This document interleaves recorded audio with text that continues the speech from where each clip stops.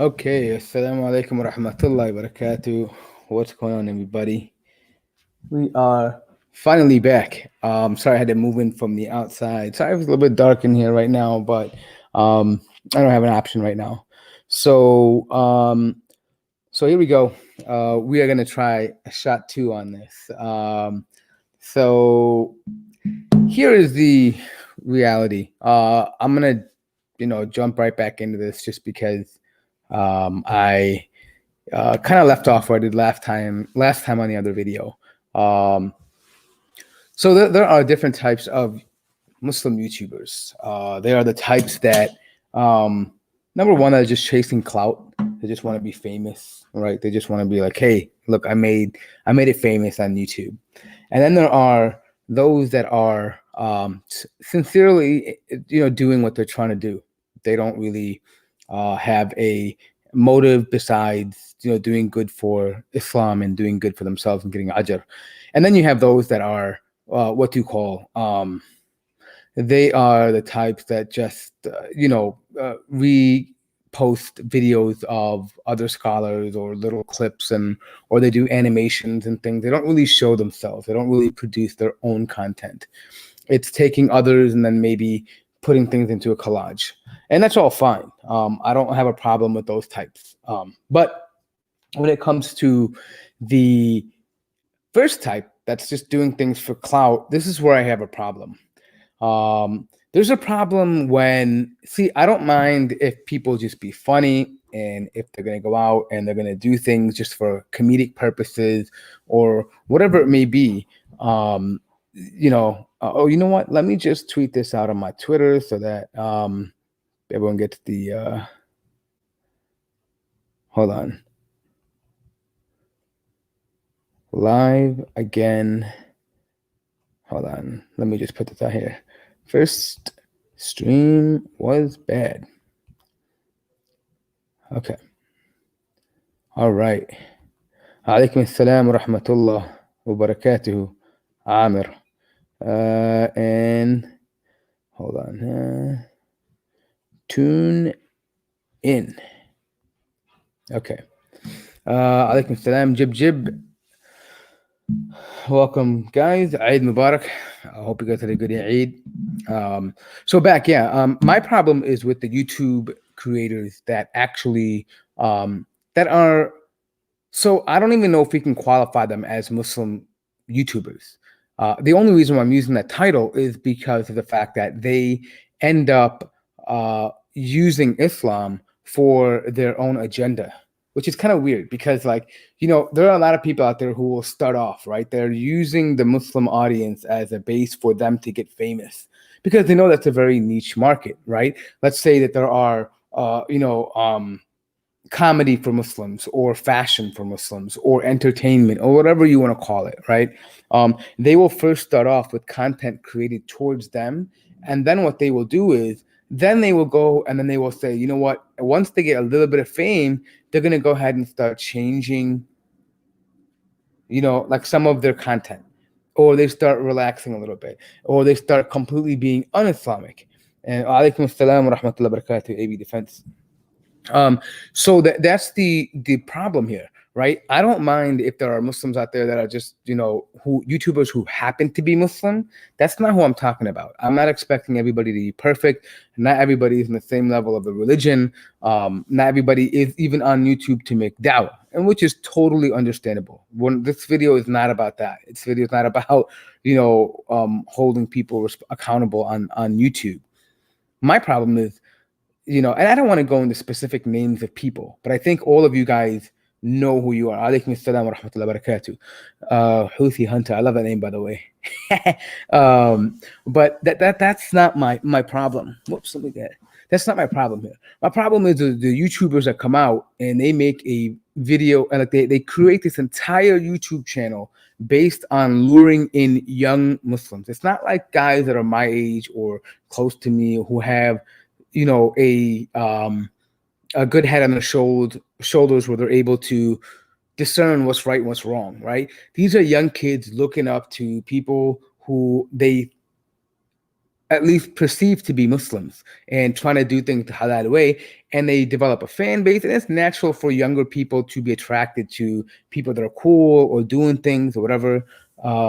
Yeah, I do love your name as well, too. Alaikum assalam wa rahmatullahi wa barakatuh. Welcome. Uh, I used to follow you on Twitter on your previous account. Well, alhamdulillah, I found you. I'm gonna add this new account too. Once I get done with this, inshallah. Um, but so so this is the thing, right? That they are creating this content and they're luring in people, and then what happens is that once they get a little bit famous, they realize that, and this could have been their intention from the day one, that okay, I'm generating money from this.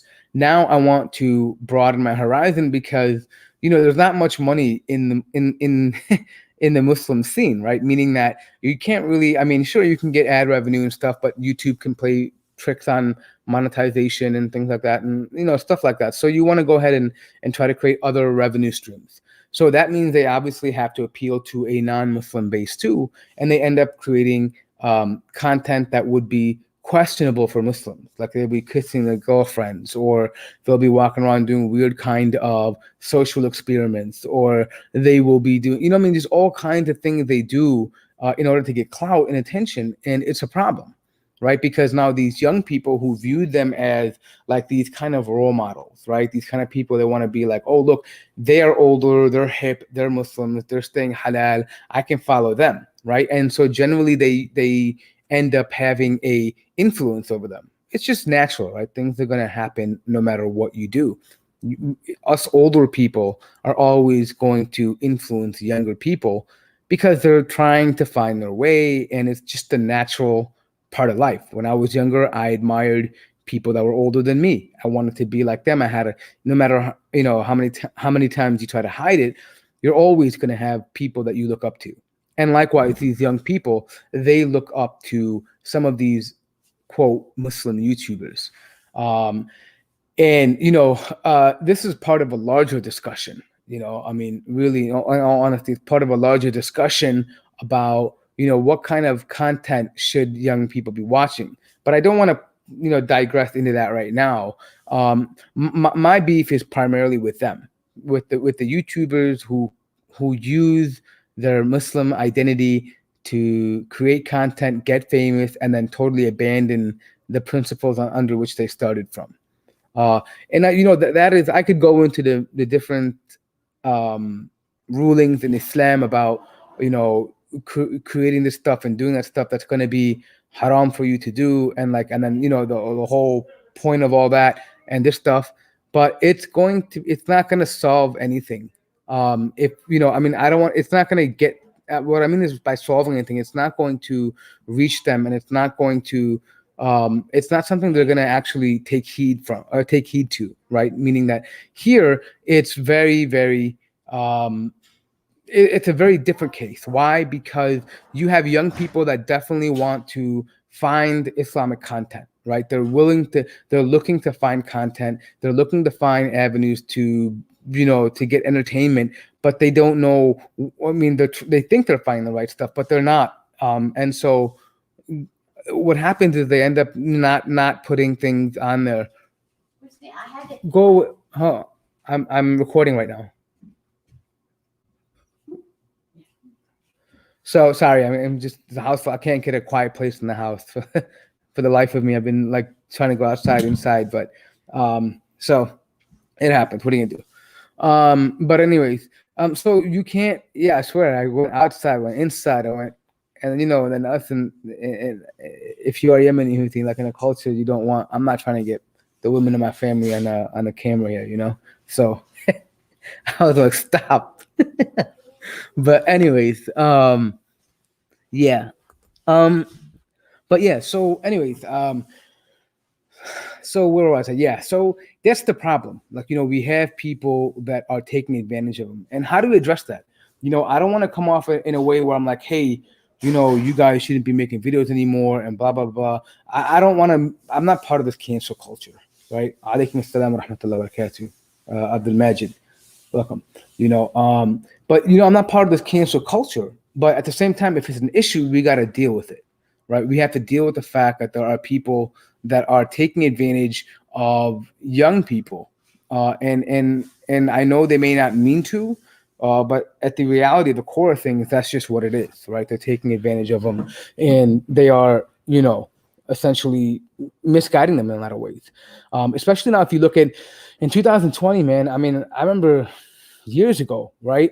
Years ago, you would never see stuff like LGBTQ Muslims. You'll never see like, pro-life Muslims or pro-choice, I'm sorry, pro-choice and this kind of discussion, the right to love, meaning supporting gay marriage and things. You don't see this, but with the rise of this kind of YouTube personality and social media personalities that are doing all kinds of things for clout, they ultimately influence them to become more and more open to these ideas because of their whatever things they're doing, their social experiment, their collaborations, their this, their that, right? I mean, I've saw one particular influencer that was hanging out with a transsexual and like casually like hanging out, and I don't understand like why that would be okay for them to put out, or like like having girlfriends and don't get me wrong, I'm not trying to say that I'm perfect,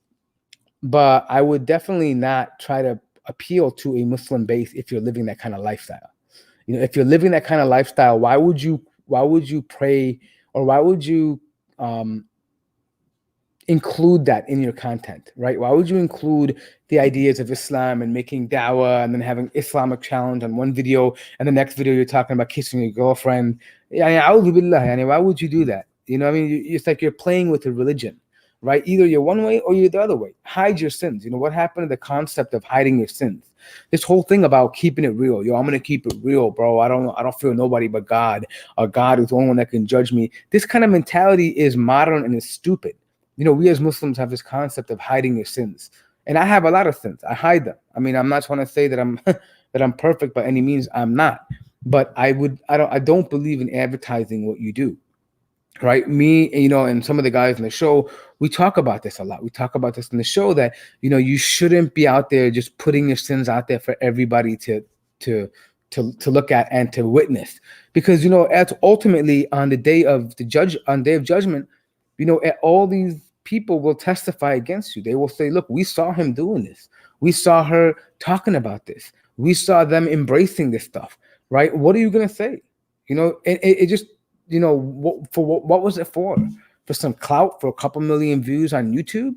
Like that's what it was for? So you get, an extra couple $1,000 in your YouTube account? Really, this is what you're selling out, pretty much your whole identity for? Just to get a little bit of names, a little bit of fame. I'm sorry. It doesn't make sense to me, right? But maybe they're not seeing it that way. And I get that. Now everybody looks at it that way. Everybody has dreams. Everybody has objectives. I'm just making a humble request to these people. If you ever even watch my video, I'm a small timer, very small channel. Nobody knows me. But if it somehow reaches them, if anybody out there knows anybody who's connected with these big channels, these clout channels, just tell them, as a sincere advice, like not to use Islam as part of the tool for marketing and for fame. Don't play with that religion. Keep that thing off limits. Of course they're gonna diss you, Millat Ibrahim. Of course, it's one thing to be. Well, Amr says one thing to be imperfect individual, but when you start spewing rhetoric that can be harmful to others, is a whole different ballgame. When we should, yeah, absolutely, I agree, and that's my line, right? I mean, that is definitively my line. I don't want to encourage other people. We as Muslims, we have responsibilities or to behave a certain way, regardless of whether we like it or not, right? People are going to associate Islam with you no matter what you do. Right. I mean, there are people like French Montana, right? He doesn't really tout his Islam. And that's one thing I do respect. I'm not saying I think of the guy as a model guy or anything like that as far as a Muslim, but he doesn't really tout his Islam that much. And so in that way, but people will always still put Islam next to him. Right. And so what I'm trying to say, but then there are people, and I don't want to mention people's names on YouTube because of the fact that I'm trying to make this as sincere as I can. I don't want to make it a call out video and put some famous YouTubers, name in my title and say calling them out, exposing this person. To me, that's all childish. To me, that is part of the problem, right? You put these people up on pedestals and you're like, oh my God, I have to speak about this person because they're so influential. All right, inshallah, take care. Take care, Houthi Hunter. Inshallah, we'll see you later. Yalla ma salama. But the thing is about this whole thing is that I want it to be sincere. And that's why I'm not mentioning names. If you guys know anybody, if you can pass this on to anybody, please do it. Please pass it on to them and let them know to watch the video. And just look, I will be okay with what you're doing. It's not my place to judge anybody else. You know, I don't want to judge any of these people, but just leave Islam because it makes it tougher for us, right? People like us who come out because let me give you an example. What's gonna happen, right? Like let's say we're trying to make dawah and we say that this LGBTQ stuff is not really in line with Islam, right? We have a certain protocol, we have certain rules and regulations within the Sharia, and we have it, and it doesn't really, we have some points of contention. What if somebody goes and says, well, you know what, this famous YouTuber so and so was in a masjid and he brought a LGBTQ person in, and they were justifying how LGBTQ lifestyles are okay, from the Quran and Sunnah, or at least from the verses of the Quran. You're already now you're trying to you're put into a very awkward position. Why is that? Because what happens is you have to, number one, first now re-educate this person. Then number two, it's almost like you're calling that Muslim YouTuber a person who doesn't know anything about Islam. Like you're forced to almost have to badmouth the person because in order to like discredit the argument, you kind of have to discredit the person, right? In some ways, well, you can't use him. And it's tricky because it sends you down this path of potentially engaging in riba or all that stuff, please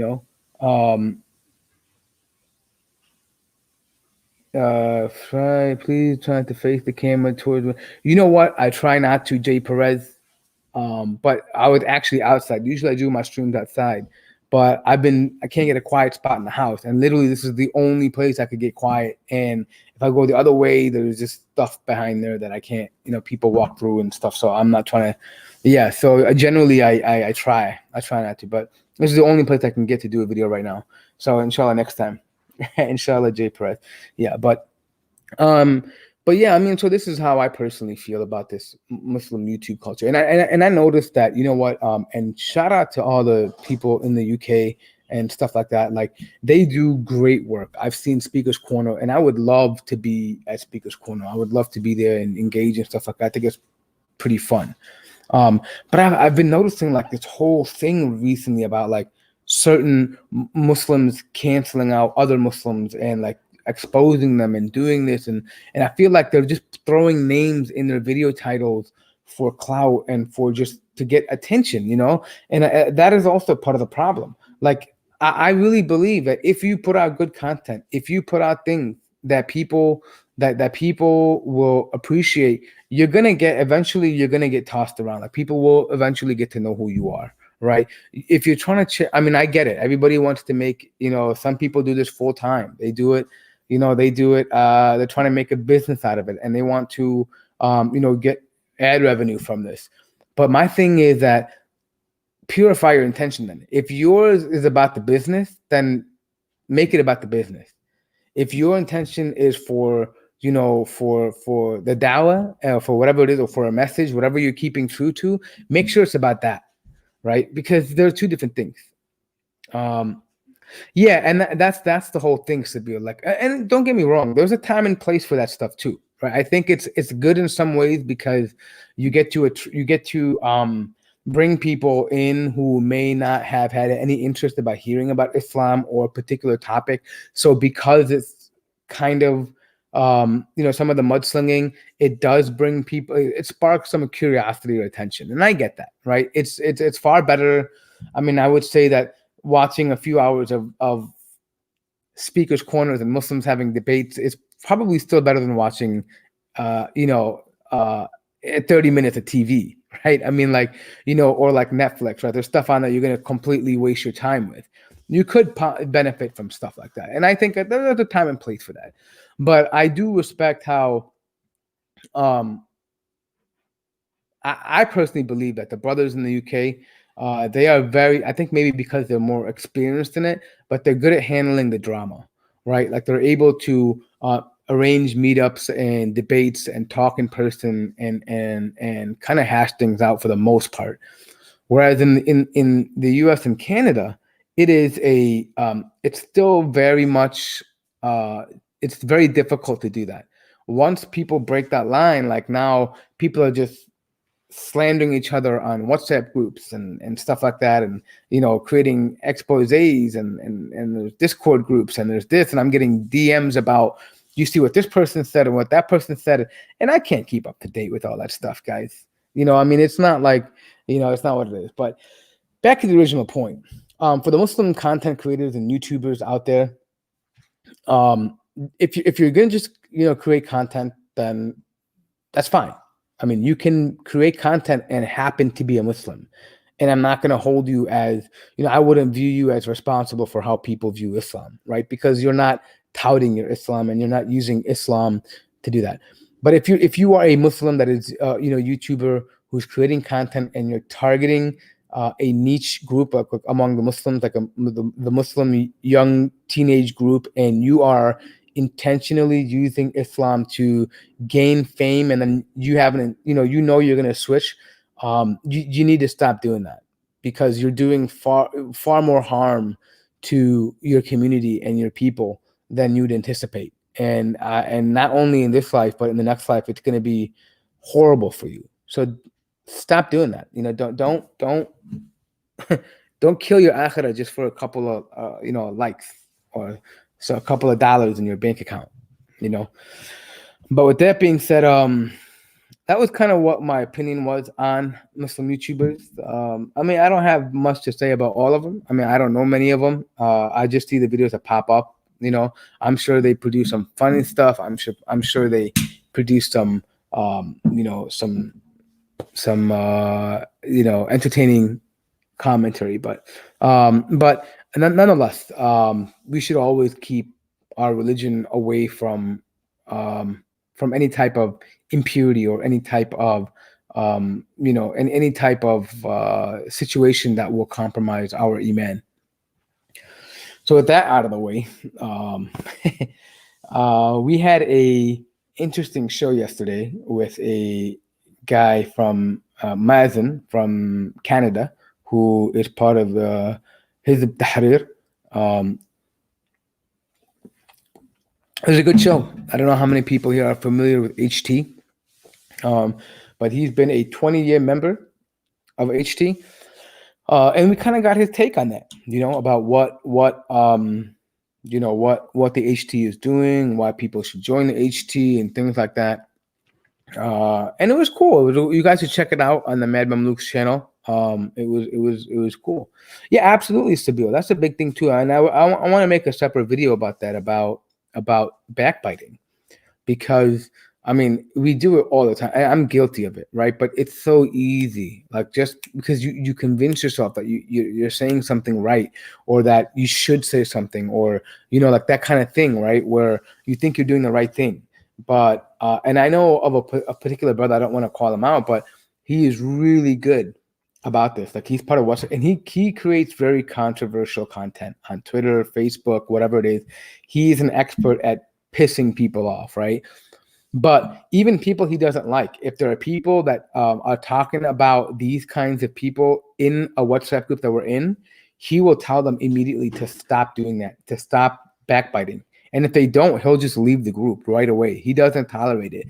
And I always respected that about him, because there are people who just love to talk shit. Like, they just love to just basically just talk about other people. And a lot of that comes from their insecurities they may have, right? Jealousy, insecurity, so forth and so on. But that is such a huge topic that we can talk about that at a later time.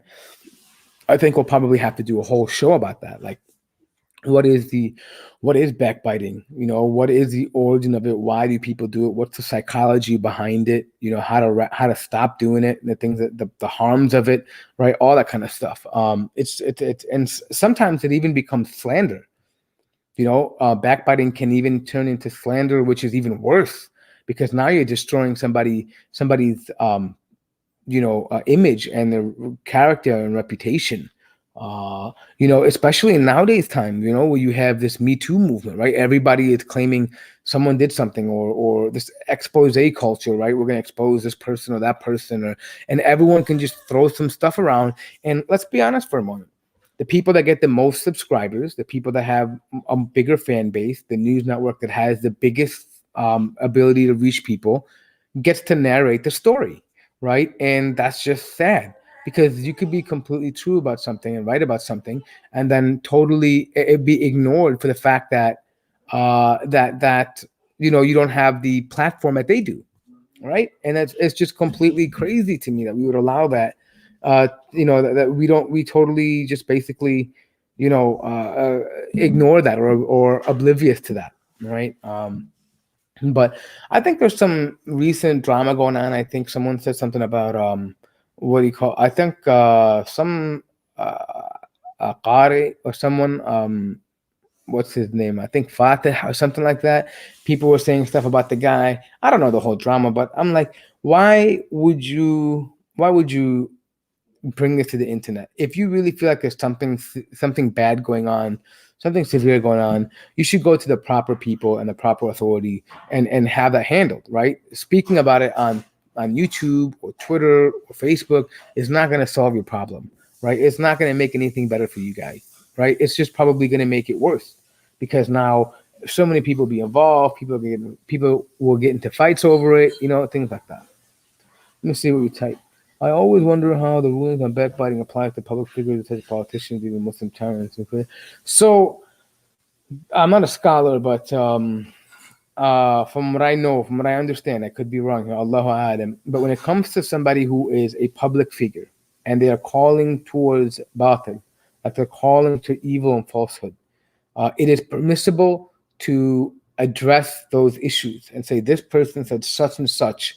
Therefore, we have to warn against that part, because it comes into the idea of enjoining the good and forbidding the evil, right? But again, the problem is that a lot of people can loosely use that, right? Where they are going to just say, you know what, oh, I'm enjoining the good and forbidding the evil, right? But you have to be qualified in this area. You have to at least be know what you're speaking of. If it's something related to Islam, you have to be able to understand the evidences, be in a position of scholarship where you're able to say what is right and wrong, right? Not just be some layman on the internet who's going to make, who's going to be able to just, run around on your quest to refute all the people who are evil.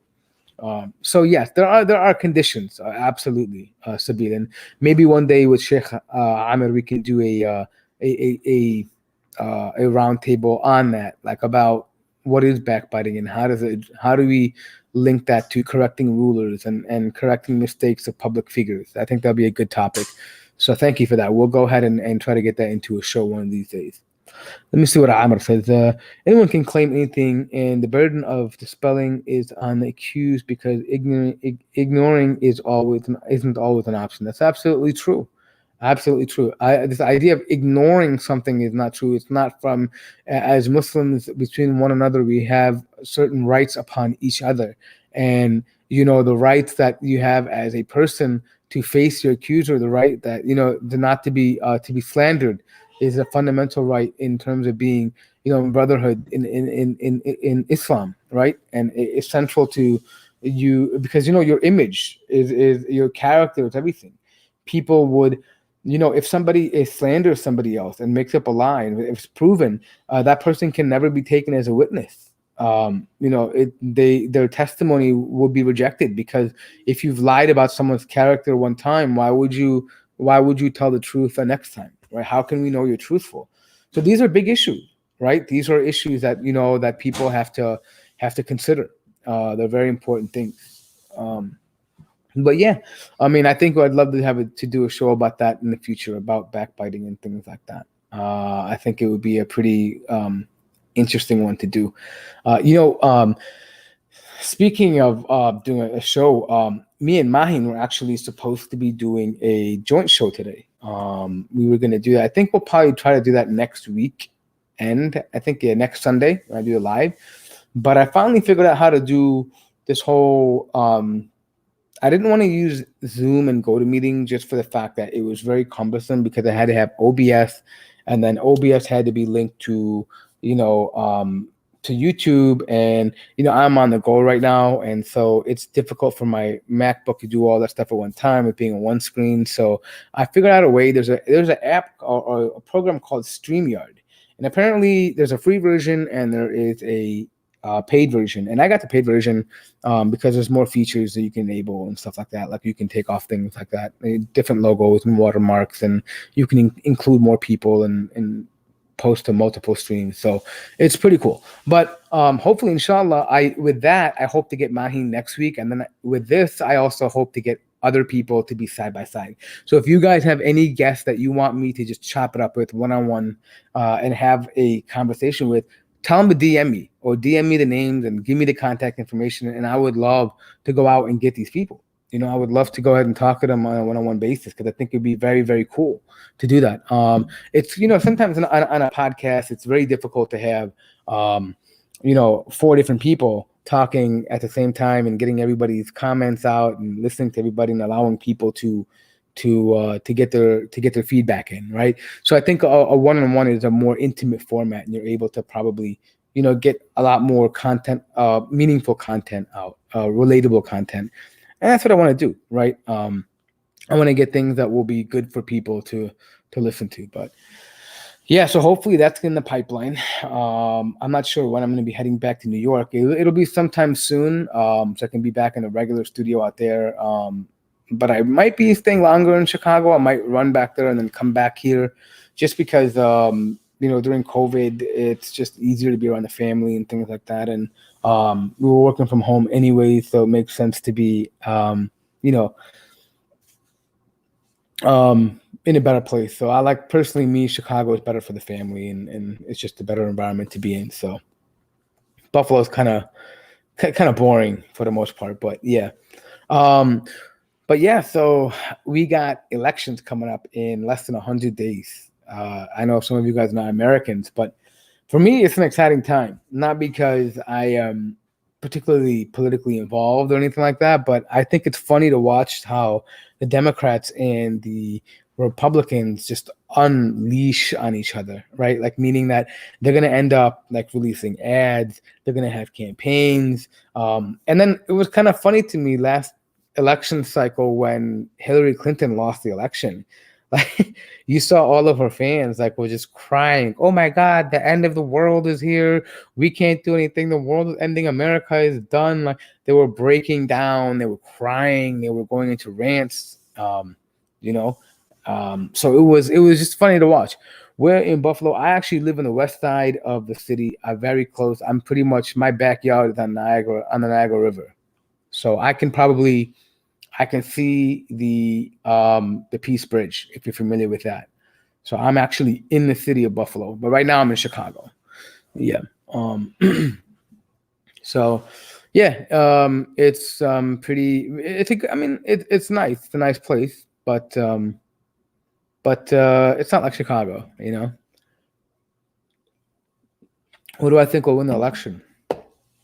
Well, I will say this much: before COVID, I thought Donald Trump would win the election. I thought he was going to win it for sure. But right now, with COVID going on, I don't know. It's a 50-50 chance. COVID has not helped Donald Trump. But however, there is always the October surprise. He is the commander-in-chief, and he has executive power. He can do a lot of different things, pull a lot of different tricks out of his hat to gain support from the general public.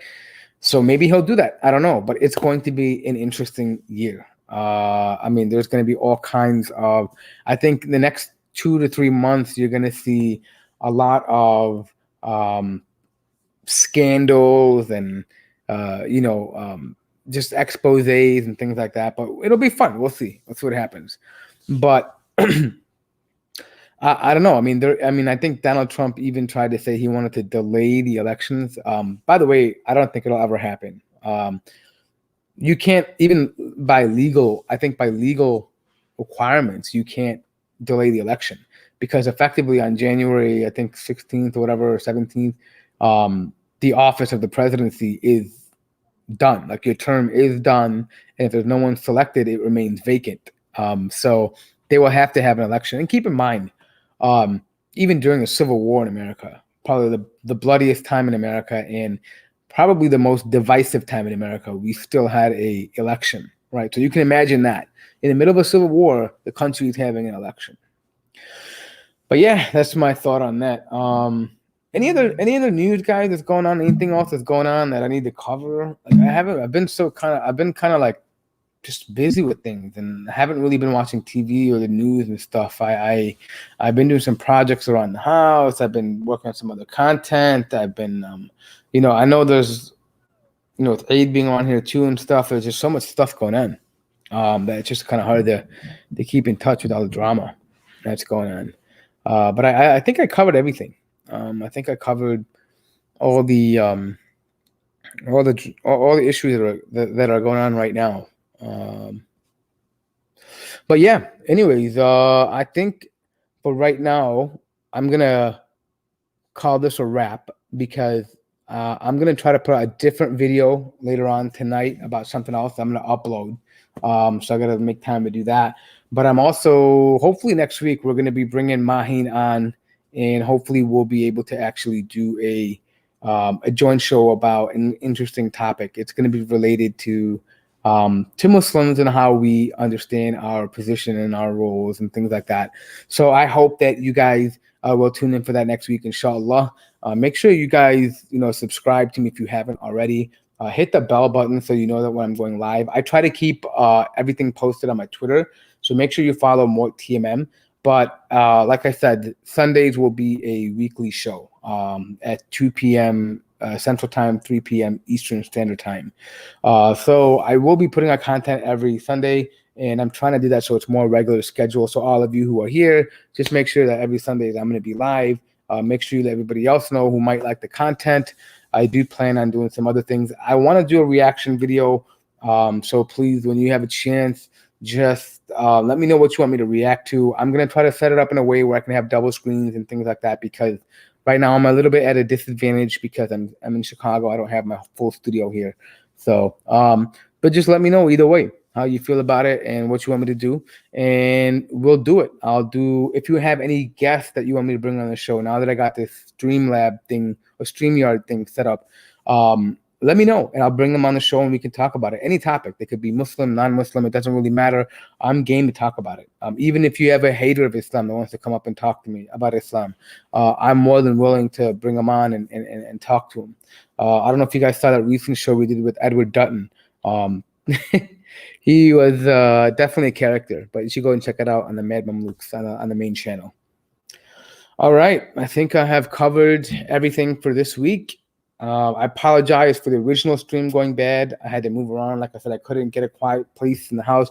Right when I was recording in the backyard, I had some family members just come right around from the front of the house in the backyard and started just talking like normally. So it was very strange. But anywho, next week we'll have a better background. So I promise you, Brother Perez, that we'll be back in the sunlight and back out in the open.